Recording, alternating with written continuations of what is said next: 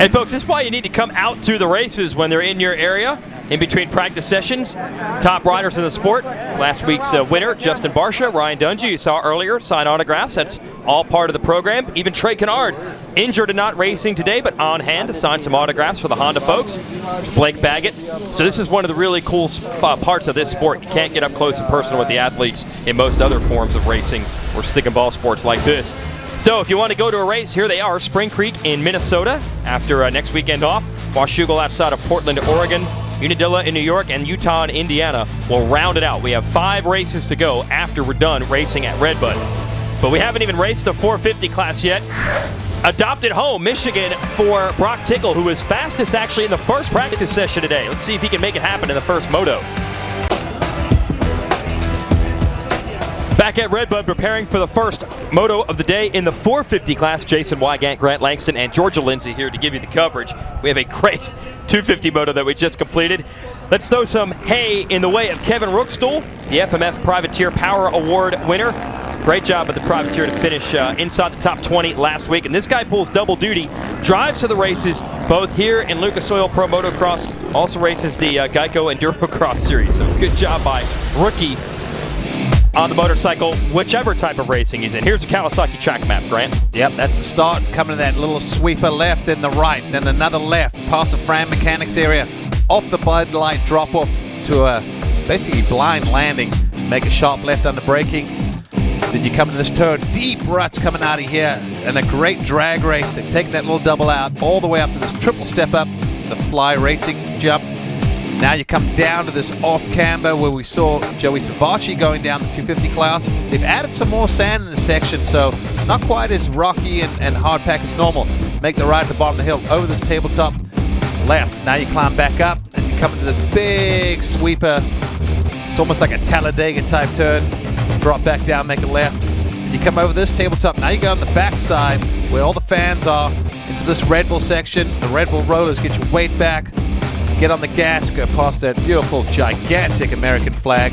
Hang a right over this tabletop, and then this corner here. Not as crucial for maybe the 450 riders to get the drive. They can do it from the inside, but getting over LaRocco's leap is critical. We've seen that in the 250 class. It'll be the same in the 450. Another left, right, go over your Lucas Oil finish line jump. Then you will make a left back on the start straight, and that is a lap here at Red Bud.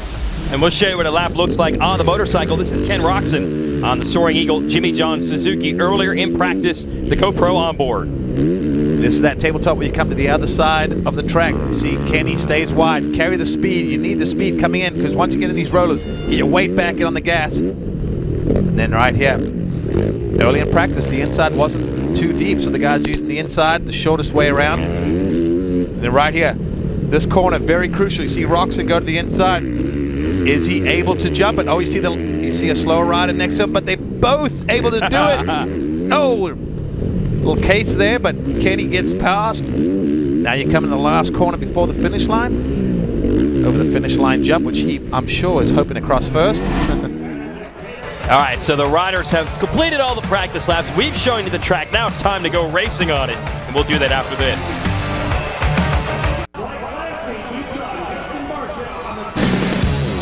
Dave Despain is back with new interviews for an all-new season.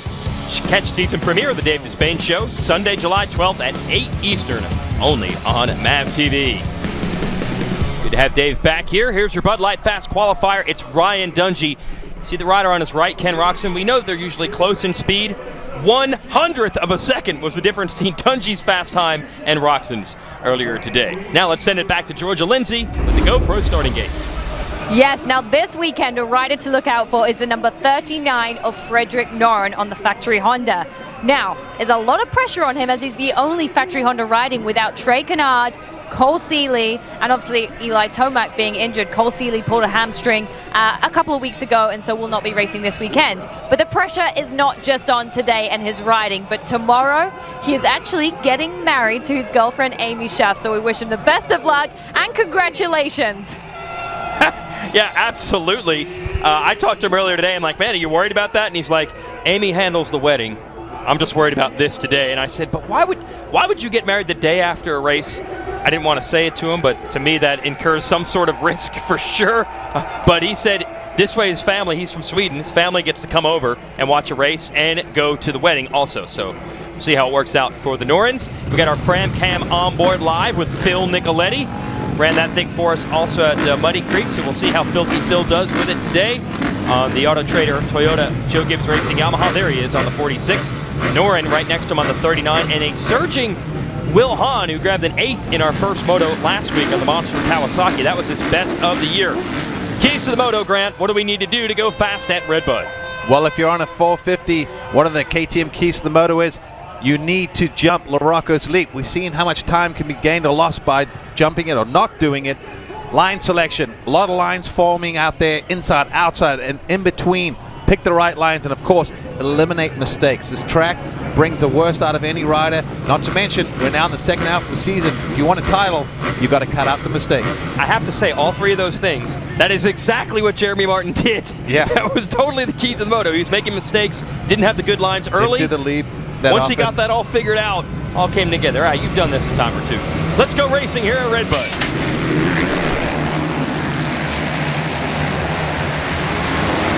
And one of the Yamahas going to lead them in. Bam Bam Barsha. Wow, riding the momentum of that win last week, and he's got his teammate with the helmet cam, by the way, right behind him, Nicoletti.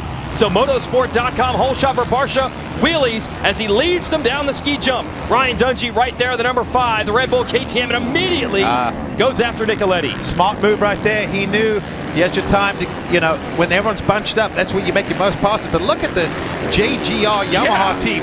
First, second, and fourth. 3 riders in the top 4. That just shows you that Yamaha has an incredible amount of torque, especially in this loamy dirt, and gets great starts. But apparently so does the KTM, and Ryan Dungey, he wants to win. He's not happy. He hasn't won an overall in the last 2 rounds through a little bit of bad luck, as well as Ken Roxon stealing the overall away 2 rounds ago. But Dungey in a great position right now. He's got Barsha in front of him. And that's a good spot to be in because you don't have to panic. And a great spot to be in is this. Watching these two, Nicoletti in 3rd, you see them going at it. Roost everywhere, completely different lines, and a huge crowd surrounding the track as well. These are some of the best pictures we've ever seen from the live Fram onboard. And then you got Roxon and Tickle behind this group in 5th and 6th. Let's see what Barsha can do. We all know how mental this racing is. Yes, Barsha did win in a mud race last week, but everybody knows in this sport, you win in any way, shape, or form, it gives you that little boost. And we'll see if it can help Barsha today as he leads Dungey around. Yeah, he looks like he's riding the wave. Even in practice, he just looked like he had that confidence booster from last week. Rolling over, he was attacking the track. Watch these 450s from the inside. Grab a handful, get your weight back, seat bounce. 125-foot triple step up with a massive takeoff.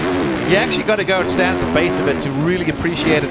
It is really intimidating. And it's completely blind when you're at the base. You cannot see the landing. That's the part that blows my mind the most. They're jumping 125 feet spot on without being able to see it. As we watch Ken Roxon on the number 1 trying to go to work on Pike for 4th. Soaring Eagle Jimmy John Suzuki of Roxon dominated this race last year, won both motos, but he's got some work to do today. You took the words out of my mouth, Jason. I was about to say, Roxon likes his track. He's had success here in the past. This is a day where I'm sure he's hoping to catch up some points on Ryan Dungey, but Ryan Dungey didn't get that memo. He got the whole shot. He's trying to check out. So for Roxon, if he loses some more points, you got to start questioning, is there any hope, or is it going to take a miracle for him to have a shot at this title?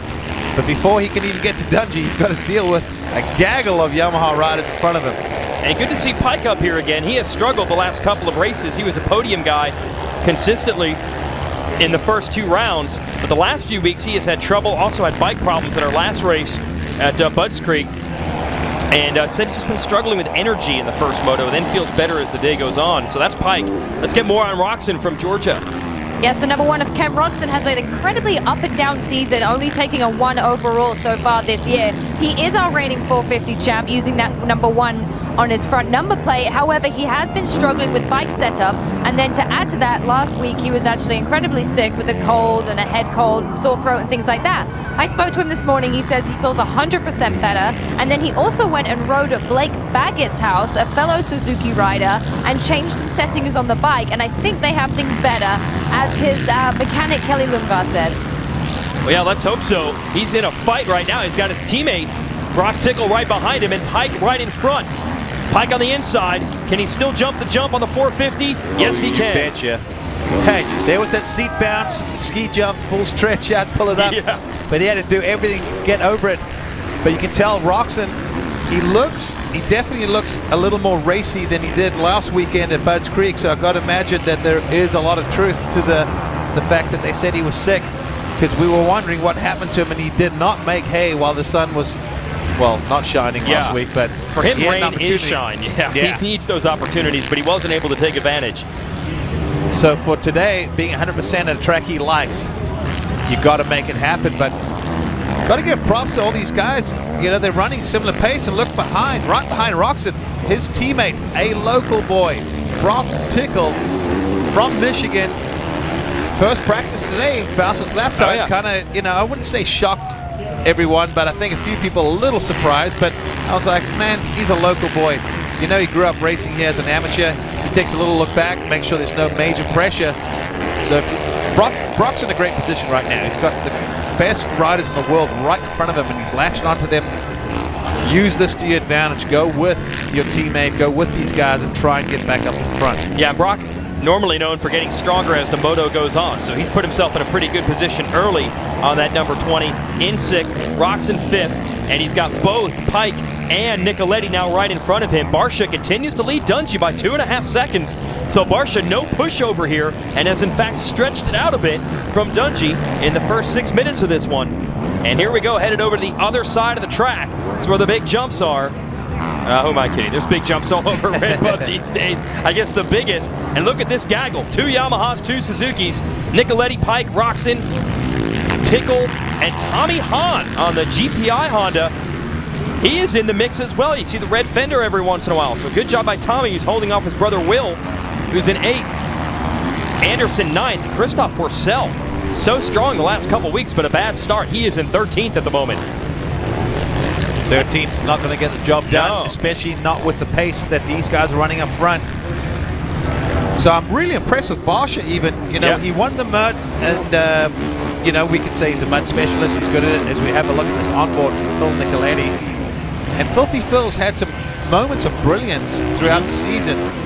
And, you know, he's that kind of guy. If he can just put 2 motos together on the same day, you know, that could be another guy that's on the podium. Yeah, he had a podium in a moto at Glen Helen, and then, like you said, had struggles in the next one, and ended up costing himself a shot at the podium overall. So it crashed, I think, on the first lap there.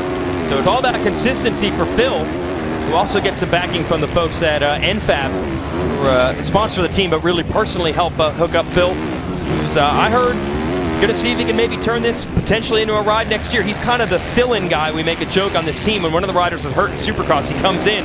Oh, Pike's got the inside. He's going to beat him to it. That was just a straight-up power move. Pike, probably tired of eating the roost, just got him there with the size and strength that Weston Pike has. He rearranged that rut the way he wanted it and made the pass. I've never heard that. Don't find the good line, just make the lines. Oh, he'll rearrange it and straighten it out for everyone. You want, okay. Yeah, so Phil, though, I think is getting some traction as far as a guy that was a fill-in for a few years with this team, and now maybe able to ride a ticket next year. Could be back on that team, you never know. Let's see Roxon putting heat on him, trying to get by the way Pike did. Will you see Roxon's wheel pop in? Yes, you will. Yeah, Roxon left the brake just a little bit later, got his wheel in the way. And we've often said that you don't have to make the pass right there. Just get your wheel in the way. Make him go to the outside. Control the inside line. And Roxon there does a beautiful, very well thought out, or I shouldn't say well thought out. In that situation, he made the most of it right there and then, because he knows you cannot afford, if you got a faster pace, you cannot afford to get stuck behind guys that are, even if it's half a second slower than you, you get stuck in that rut. In other words, you get stuck in their pace, and then it makes it really hard to find that little bit extra again. So Kenny doing what he's having to do right now, because in the distance he can see Dungey. Barsha, though, still leading Dungey by, well, it was a little over 2 seconds, then it was 1.9, now it's 1.7. So Dungey inching up ever so slightly on your leader, Barsha, as Nicoletti tries to chase Roxon. Got Lucas Oil Off-Road Truck Racing coming your way That's Sundays at 2 o'clock, Lucas Oil Off-Road Racing, and that's going to be awesome. Very similar really to motocross on 4 wheels, and the fans are probably close to as intense for that as they are for this. Certainly they're fired up at Red Bud. And how about Justin Barsha? He's actually stretched it back out last half of a lap. Dungey was getting him in sight. Dungey must have made a bobble, and Barsha has pulled away just by a little bit. It went from 1.7 seconds back to 2.3. So Barsha, it's the best we've seen him ride in quite some time. Look at this gap they stretched out in the rest of the pack. So for Ken Roxon, he's going, I got to get around Weston Pike. The front two, I used to be able to see them, now I can't. Yeah, and Pike, good bounce back for him. Like I said, he had a podium earlier in the year. Now under fire from Roxon. Whoa! Roxon made short work of that corner and gets right in front of him. Well, that was another one of my keys before the motor. Line selection right there. That just showed you Weston Pike did not have the premium line, and Roxon took the fast line. I mean, that was just, that was almost a gift wrapped up with a bow and everything for Roxon right there. He'll take it any way he can get it because the damage is done. He is 12 seconds behind Barsha, your leader now. So not what Roxon wanted with this big fly racing jump. You see Pike and now Tickle. So they've both gotten around Nicoletti, both of the RCH Suzuki riders. There's Nicoletti next on the 46. Now behind him you have Tommy Hahn, Anderson 8th, Baggett 9th, Will Hahn pushed back to 10th, Noren is 11th, Brayton 12th, Porcel stuck back there, he's 13th. And Ben LeMay, first race of the year for him on the Bun Racing Husqvarna, he is 14th. So we focus in on Tickle, who has been trying to hang with his teammate Roxon. Roxon made the pass on Nicoletti, Tickle did. Now Roxon makes a pass on Pike. Tickle will try to do the same. Nicoletti with the Fram Cam, keeping Tickle in sight. And he needs to, you know, at the end of the day, you always want to latch onto something. And look at this, Tommy Hahn. Yeah. Indirectly, a privateer. He has a little look over his shoulder. Quit looking back, Tommy. There's no one right there. Just keep looking forward, because great race from him. Tommy Hahn had been a factory Honda rider in the past. Has had some success. Had some ups and downs. How about look at these guys. Best buds, BFFs, Anderson and Baggett, who somehow always seem to find each other in the motos, and they are not afraid to bang bars with each other. Have caught each other in a battle for 8th and 9th. Now, based on their standards, considering they are 4th and 5th in the point standings, 8th and 9th, not where they want to be, but bad starts, and they're going to try to come through together. Ooh, Baggett comes up short. Man, even the 450 riders battling to get over that. So, really curious to see how LaRocco's Leap turns out in the second moto, because I got to imagine for the 250 riders, probably no chance. But for these guys, it's going to be 50-50 possibly. I don't know, we'll have to see. But Baggett and Anderson locked together. There's Noren. Yeah, the groom-to-be. He's going to be a little bit tired, I'm sure, tomorrow after putting in 2 solid motos. Then he's got to go, well, hey, a lot of guys go play golf with their buddies maybe the day before their wedding or the morning of. He's going to race 2 Pro Motocross Nationals. It's Freddie Noren on that red Honda, and here comes Will Hahn in a good fight with him. This is 10th and 11th. Hahn, as we mentioned last week, had his best moto of the year with an 8th in the first moto at Budds Creek, coming back from a long string of very devastating injuries, and good to see Wilbur picking up the speed. Then you have Brayton on the BTOsports.com KTM, and then Porcel 13th. Again, not much progress for Porcel in this moto. This is the guy that was 2nd overall last week at Budds Creek, and now mired in 13th. But in all the motos where he's had the good results, he's gotten good starts. So the real question was, could he do it coming through traffic? So far, hasn't come together for him. It's very difficult at this level, and it's not like Porcel just is 2 seconds quicker than anyone, where you can come from 15th and win it. So for him, he's got to get a good start. And also Porcel, I think, is a mental type rider. When things are clicking and he gets a good start, I think mentally he thinks, oh, I'm going to win this. And he's so talented. When he decides he's going to win it, he will. It's getting close up here. Yeah, Dungey putting the pressure on Barsha, I must say. I'm really impressed with his pace and intensity and lack of mistakes. They've all made a couple of mistakes here and there. But Barsha hanging on, looking really good with that. It's got that Alpine Stars red, white, and blue with stars and stripes, honoring America's birthday on the 4th of July weekend. And Ryan Dungey behind him. You know what? All he cares about is winning this moto. The diesel, the machine, the championship leader. He's all about business. But Barsha not making it easy on a big face full of roost shoveled up by the 51 into Dungey. And if you ever question how mental motocross is, here is your proof. Barcia goes out, wins a crazy race in the mud that Dungey had crashed in last week. That doesn't matter. Totally different track, totally different scenario. Best riding we've seen from Barcia all year. Something has clicked with him. Halfway into this one, we have 15 more minutes. And also in 15 minutes, you can call Geico and save some money on your insurance. Oh, Dungey dives to the inside. Where did that line come from? Is it going to be enough to take the lead? Barcia's going to fight back on the inside here, which I don't think is the premium line. Dungey's going to get it. Oh, is he? Because Barcia switches to the inside but can't make it happen. Dungey just let go of the brakes on that downhill. Basically, when you said where did that line come from, there wasn't one. He made one. He forced it in there. Great pass. That is a true champion, capitalizing at any opportunity. Gets it done. Great pass by Dungey. And is this all she wrote? I mean, is Dungey going to just check out now? Going to be a true test for how much Barcia has improved in the last couple of weeks. Early in the year, these guys were pulling huge gaps. Eli Tomac at the beginning of the season, and then it looked like it was Dungey, Roczen, and a totally different group. Now Barcia is the guy close to Dungey. Can he hang with him? In fact, he finds a line to the inside. Going to keep the heat on and listen to the fans. They love it. Well, that's what I was about to say. If you Justin Barcia, you got to latch on to Dungey.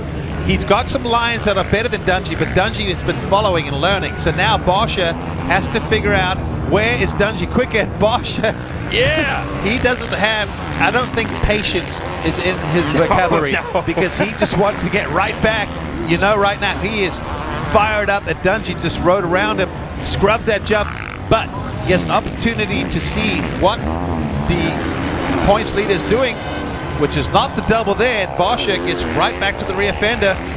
And this rut's so deep, so hard to get through it clean. Let's give you the motorsport.com whole shot replay. Barcia had the confidence from last week. This is on board with his teammate Nicoletti, who also had a great start. But you'll see that 51, look at it. There he is. Just streaks out ahead. Barcia to the second corner now. Gets the lead behind him. Like we saw, all three JGR Yamaha riders, as well as Dungey there in second. So Barcia with that motorsport.com whole shot, that was the easy part. He led exactly to the halfway mark of this race. Dungey quickly pulled the trigger and is now trying to quickly pull away. That looked like one of those scenarios where they were about to, okay, now a battle is going to start to develop. But instead, Dungey just went by him, found that line. Barcia's still hanging there, though. Oh, he's right there. Dungey looks like he's trying to break away, but he's having a hard time because Barcia just looks like he's picked up the intensity up a little bit. And they are still pretty close. We're talking, you can throw a blanket over these guys. Barcia to the inside. Yeah, Dungey to the outside. Mistake. Was it a mistake? Was that his choice? Now look at Barcia, he's right there. Whoa. But Dungey protects the inside, smart move. That's where Barcia was going to go for the pass. I still got to say, what a tremendous improvement for Barcia the last couple of weeks to think that he can hang him with Dungey and in watch fact this to the inside. Can he take the line away? Oh! Not able to jump it on the inside was Barcia, went for it. The pass, rather, couldn't make the jump. Now how close can he stay through this section? Actually not that much damage, but Barcia giving Dungey all he can handle. And we're down to the final third of this moto. We're going to take a break, come back, see if the 51 can keep the heat on. Anderson has slipped by Nicoletti for 6th. Nicoletti now back to 7th, trying to get back. Hey folks, be sure to visit promotocross.com or go to the NBC Sports Live Extra app. You can download that. You can watch our motos online for free and get all sorts of information on this Lucas Oil Pro Motocross Championship. But right now, I recommend you do not do anything different than what you're doing right now. Just watch this race.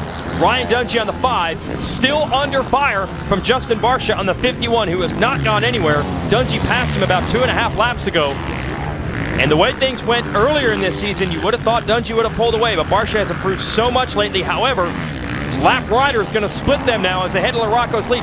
Barcia has to jump in. He does. He does. Unfortunately, I think he had to swerve his line and threw him off. Yeah, it did. And remember, Barcia, by the way, folks, went down in that very section in practice, so that was almost deja vu for him. Probably some bad vibes as well. So Barcia got to try to reset it and go back after Dungey in the second half of the moto. Easier said than done to wear Ryan Dungey down.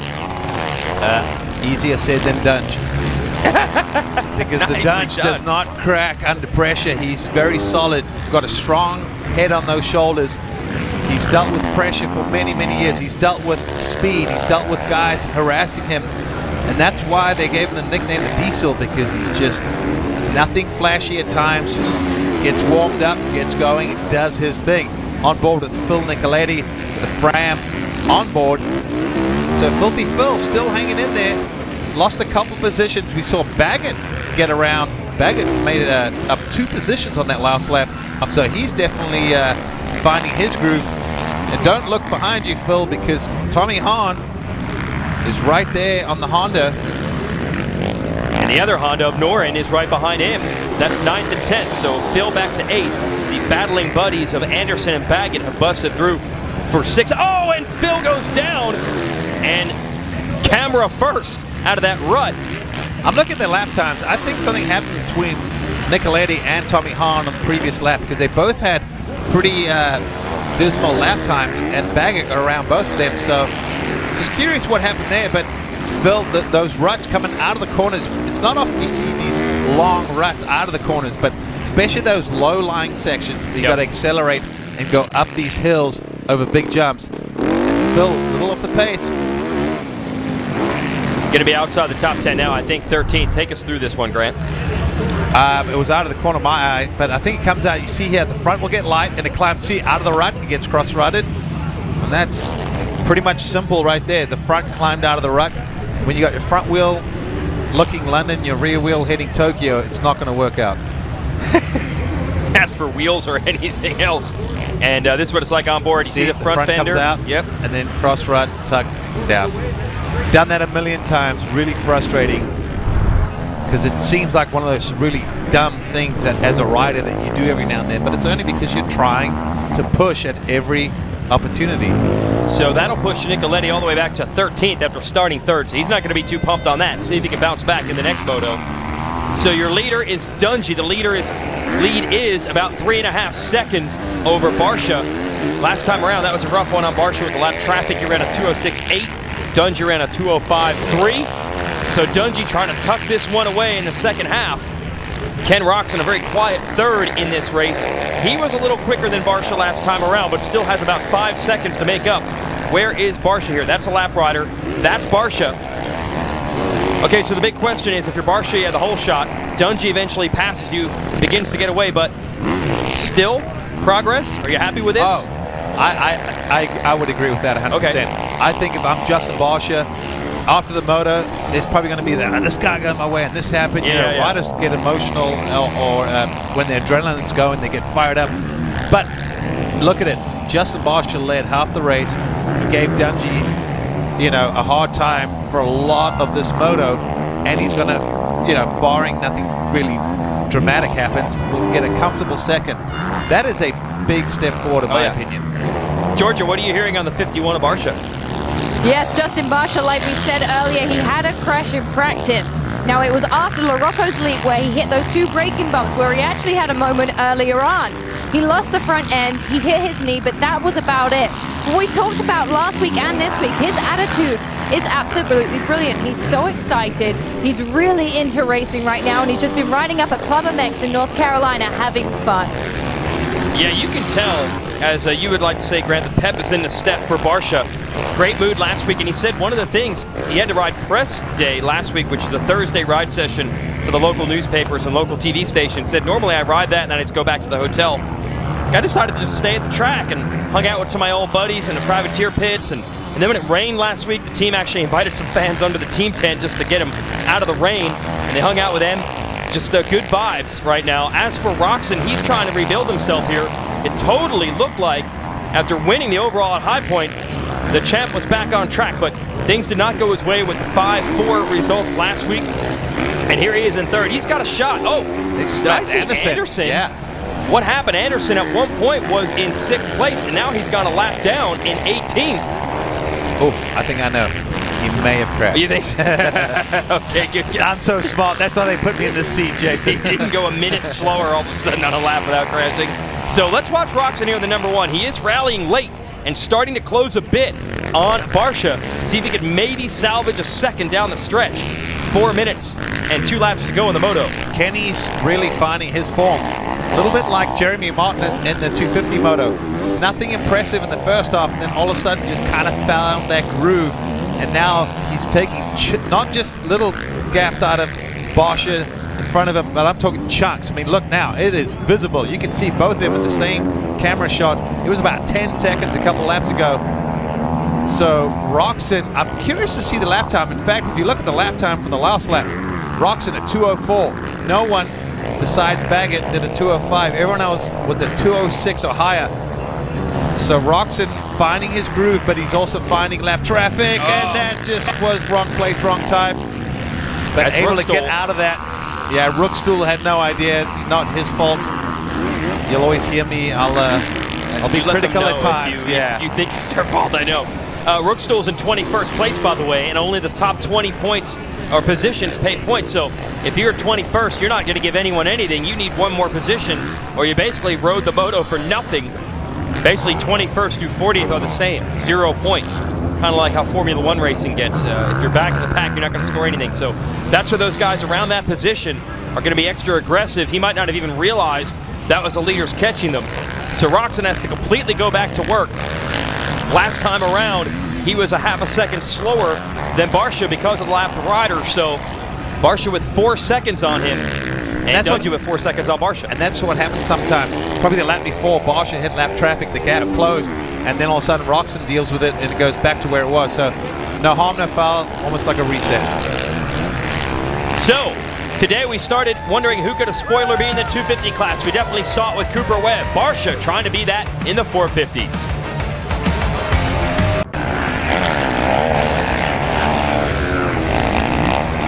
Good battle here at Red Bud inside the top 10. 2 riders we had not seen racing in Lucas Oil Pro Motocross for a while. Tommy Hahn, who had straight up retired from racing, making a full-time comeback this year with the Motorsport GPI Honda team. Well done for him. He is in 9th. Christophe Pourcel, who missed racing a few years back, couldn't get a ride that he wanted and had some injuries. He is 10th. So they're battling 8th and 9th right now. Hey folks, get fired up for new episodes of Full Custom Garage. It's going to be a wild ride, and Ian is not going to stop until it's full custom. Full Custom Garage, Friday, 7 Eastern and Pacific, right here on MAV TV. Back to that battle, Hahn on the number 130. Had a 6th in a moto last week, but that was the Mud Moto at Budds Creek, proving it's no fluke by running 8th right now. And duking it out with Pourcel. Brayton, by the way, is 10th on the number 10, the BTO Sports KTM. And then in front of Hahn in 7th is Noren on the factory Honda. Baggett 6th, Tickle 5th, Pike 4th. And then we mentioned Roczen, Barsha, Dungey are 3-2-1. So the start absolutely told the story for Pourcel today. He had 4 outstanding motos, including a runner-up finish, or runner-up battle actually, runner-up overall finish. Finished 3rd in the 2nd moto last week at Budds. Now he's got to go back to work with a bad start. Here's Noren on the 39, just ahead of them in 7th. Enjoying his last day of freedom. I guess he had one last day being single, spend it at Red Bud. Yeah, exactly. That would be my advice. Hey, see him over the jump, has a look ahead, so you know he's feeling like he's got the pace and endurance to go and, you know, tackle Blake Baggett, who's in 6th, but he's going to have to find a little bit of time there because Baggett about 14 seconds ahead of Noren. So I think at this point, Pourcel dumps it. Uncharacteristic mistake from him. So he's going to lose that pursuit of Hahn. We'll see if Brayton was able to slip by him. Brayton, who is in 10th, just stalled it. Did not go down way here. So I don't think he lost any time to Brayton. He had about 5-second cushion on him. By the way, with Noren, I want to mention his best moto finish of the year was an 8th. So right now, Noren running 7th. Be the best of the year for him. Noren 7th, Hahn 8th, Pourcel 9th, Brayton 10th, Will Hahn 11th. So Tommy winning the battle of the Hahn brothers at the moment. And Nicoletti, who had that crash, is behind everyone in this group in 12th. Then it's Wentland, Kyle Chisholm 14th, Kyle Cunningham 15th. LeMay in his first race back this year is 16th. And then it's 17th, Brooks, Rusk, Anderson after a crash, we assume, 19th. And Heath Harrison is in 20th.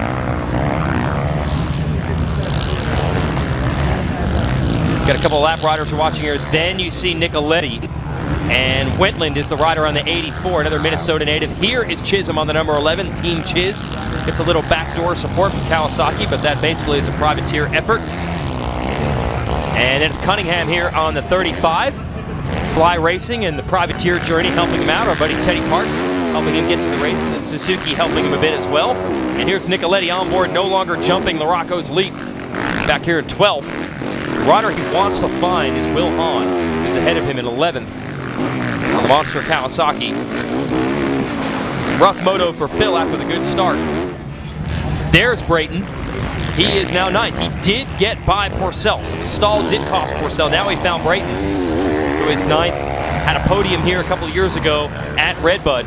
And this and Millville, this is the sort of home stretch of the season for Brayton, who hails from from Fort Dodge, Iowa.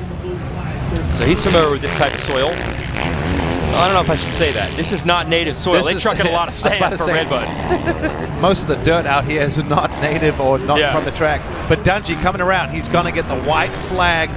Just another clinical performance by Ryan Dungey. Never flustered, never panics. Sat behind Barsha for a while. Maybe not by choice, because Barsha was running great. But he knew deep down, if I have to turn up the wick, I can do it. And once he turned it up, Barsha made a couple of mistakes, and all credit to Justin Barsha. I thought he really hung it out, gave it everything he had. But the number 5, Ryan Dungey, there's a reason why he's already digging deep into the record books, passing legends of our sport. He's almost like the silent assassin. He doesn't do it in a flashy way. He does it undercover, but he just gets it done week in, week out. He's missed very few races in his professional career. He's been on the podium most of his professional career. 3rd all-time on the combined Pro Motocross wins list. 3rd all-time, which is really impressive when you consider you could easily make a case that Dungey is in the prime of his career right now. A lot more wins could be en route. Certainly this moto win seems to be. And he'll look for his 3rd overall win of the year a little later today. We'll have that moto live on NBC at 4 Eastern. And Dungey will try to do this again. Great fight from Barsha to lead him for the first half. But then Dungey pulled the trigger on a pass, started to inch away. And once they got into traffic, he made the right moves. 6 seconds is the gap. Still a great improvement from Barsha. At one point, Dungey was winning these motos by 20, 30 seconds. And not to mention the gap that Eli Tomac even had over Dungey at the beginning of the season when he was running well. You still see Barsha back there in some of the long sections. So Barsha, major signs of improvement, but still not quite enough to take the fight to Dungey for the entire 30+2. Dungey able to pick his lines and cruise here in this final lap. Let's see if he does Larocco's leap for the spectators. Nope. Dungey's style is just getting the job done. He's not going to throw any caution to the wind. He doesn't care if he wins by 1 second or 1 minute. Going to further extend the points lead, and the fans appreciate this effort. Ryan Dungey wins the first moto at Red Bud. Great ride for Barsha in second. Close it up a little bit, but Dungey not pushing. But overall, I got to say, great ride, Justin Barsha. Hold your head up high for that one. Well, yeah, only a few weeks ago, it looked like we were back to, it was all about Dungey and Roczen. They had clearly broken away from the rest of the pack. Not this time. Barsha's able to finish in between them. We'll be right back. Back here at Red Bud, and you folks can get your official Lucas Oil Pro Motocross gear now at motosport.com. So check that out, Motosport. You can get anything you want for your motorcycle or riding gear-wise, and official Lucas Oil Series stuff as well. That's a pretty cool addition. Here's your Lucas Oil race recap of the first 450 moto of the day, which clearly the fans at Red Bud enjoyed.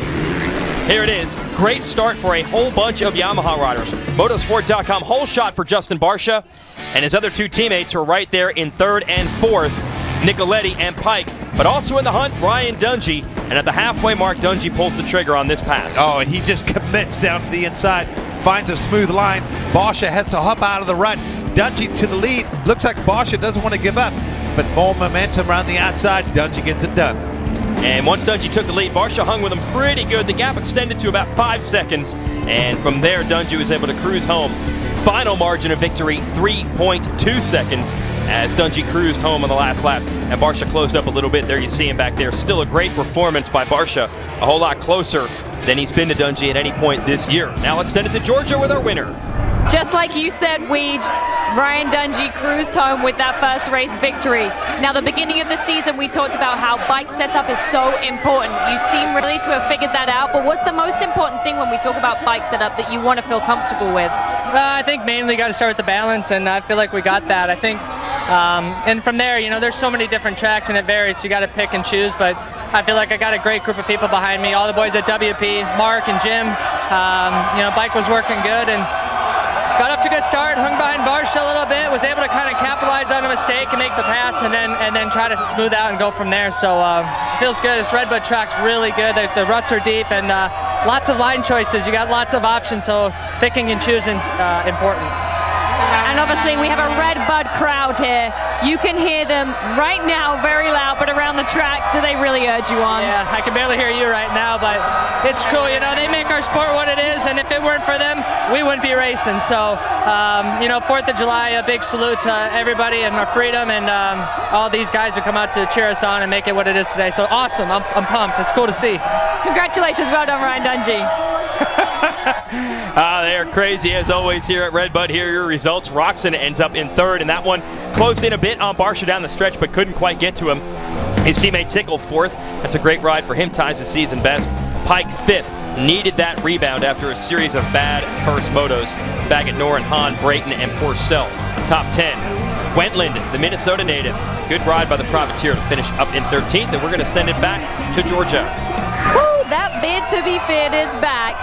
Wow, Justin Barsha, what an awesome start to that race.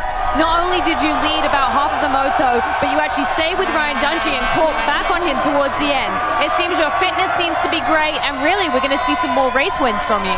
Yeah, for sure. Been working super hard, feeling good. The whole Auto Trader Tardy on my team was killing it out. My whole team's killing it. I'm pumped. Starts are there, speed's there. Just need a little more in that middle part of the moto, and I'll be good to go. So I'm going to be shooting for that win next moto. And what about the start, that first turn, taking that to left and then that hand? What was it like? Oh, it's so awesome just getting out there and just, the fans here are insane. It's amazing. It just feels so good. Well, congratulations. Best of luck, second moto. And Barsha will try to do it in the second moto, which we'll have live on NBC. That's at 4 o'clock Eastern today. Here's your upcoming schedule. Again, 4 o'clock, second 450 moto, and 11 p.m. tonight, NBCSN will have your 250 moto number 2. Got a little NASCAR racing on NBCSN to do first. And then we have a weekend off. We'll be back for Spring Creek, Millville, Minnesota, which has whoops just like the ones you see in the foreground here. MAV TV and NBCSN with the coverage there. Let's send it back to Georgia. Yes, Ken Roxon with that 3rd place overall. First half of the moto seemed like it was kind of tough for you, Kenny. But going into the second half of the moto, you managed to push, get there. We know you've been sick last week, but how are you feeling right now? Yeah, I'm feeling all right. You know, it was a good first moto for me. Didn't grab the best start, and I got held up a little bit in the beginning. Bunch of mistakes, but towards the end, I just couldn't do the leap anymore. Just didn't get good traction, and finished in 3rd. You know, it's totally fine. Looking forward for a second moto, and huge thanks to Soaring Eagle, Jimmy Johns, Ram Trucks, Suzuki, Bel Ray, Red Bull, Oakley, GoPro, and Stan Stocks for sticking behind me, and we're going to keep fighting. Awesome. Well, best of luck second moto. Thanks, Kenny. How about that? Larocco's leap kind of got the best of him there. Couldn't quite figure out a way to get over it clean. Right, Definitely you got to do it in the 450s without a doubt. But you notice Barsha barely sweating, didn't seem out of breath. Roxon looks a little, I don't want to say, well, yeah, they're all a little tired, but he looks definitely more fatigued up that first moto than his rival. So very curious to see how the second moto goes, but I've got to say, great effort from Barsha. You can feed off his energy. The way he talks, I got pumped sitting here in the booth, like, yeah, let's get this on. Yeah, he could bring it in the second moto. Hey, it's pretty cool. Some of the local media out immediately talking to Ken Roxon, putting it live on the local NBC affiliate. That's cool. We'll have the FIA World Rally Championship from Monte Carlo, the Monte Carlo Rally. That's cool. But the only thing probably cooler than that would be to continue watching Lucas Oil Pro Motocross, which you can do on NBC at 4 Eastern and NBCSN at 11 o'clock tonight. So, all season long, we've been wondering, can a spoiler get in the mix with these championship favorites? We saw it. Cooper Webb They're getting there. almost won the first 250 moto. Justin Barsha leading half of the 450 moto. So we've got a mixed up, topsy-turvy world and Lucas Oil Pro Motocross. Keep watching here today on their second motos. See who comes out on top. For Georgia Lindsay and Grant Langston, I'm Jason Wygant. Congrats to Jeremy Martin and Ryan Dungey, our winners today.